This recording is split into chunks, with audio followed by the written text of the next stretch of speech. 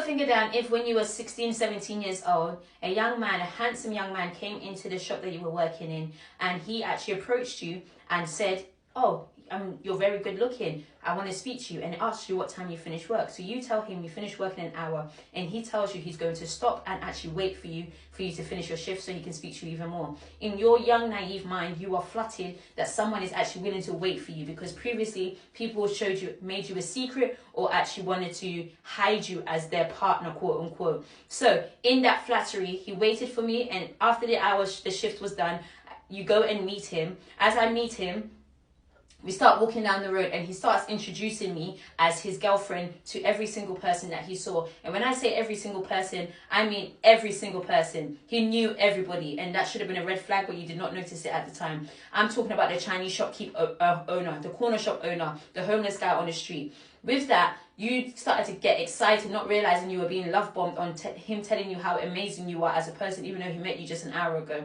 As you were walking, and the next few days, he will call you and you will talk all the time, and then he invites you over to his house. You go to his house and he actually introduces you to his mum. As you meet his mum says how lovely you are and it's lovely to meet you. You think you are safe. But as you go upstairs into his room, you start talking and he starts telling you about all the things that he had done in his past and how he's learned from it, because you were the Christian girl and the first Christian girl he's ever dated. He tells you about the fact that his baby mother got him arrested and taken to prison because of the R word, and you did not think anything of it because you thought, what a mean woman, not realizing he was telling you who he was. When someone tells you who they are, believe them. The second thing was him telling me a story about the fact that when he goes clubbing with his brother, even though he's an identical twin, or should I say, because he's an identical twin, one of them will bring a girl home, one of them will do what they need to do with the girl, then they will go to the bathroom and then they will switch and another brother will come in, but the girl wouldn't know.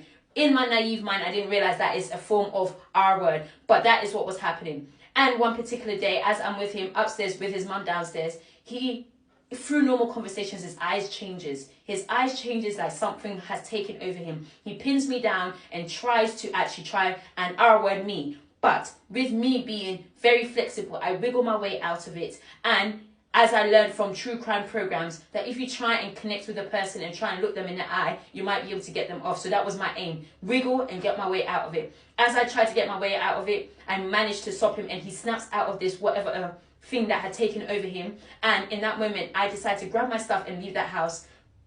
If you want to know the rest, grab a copy of my book. It's called More Than My Past.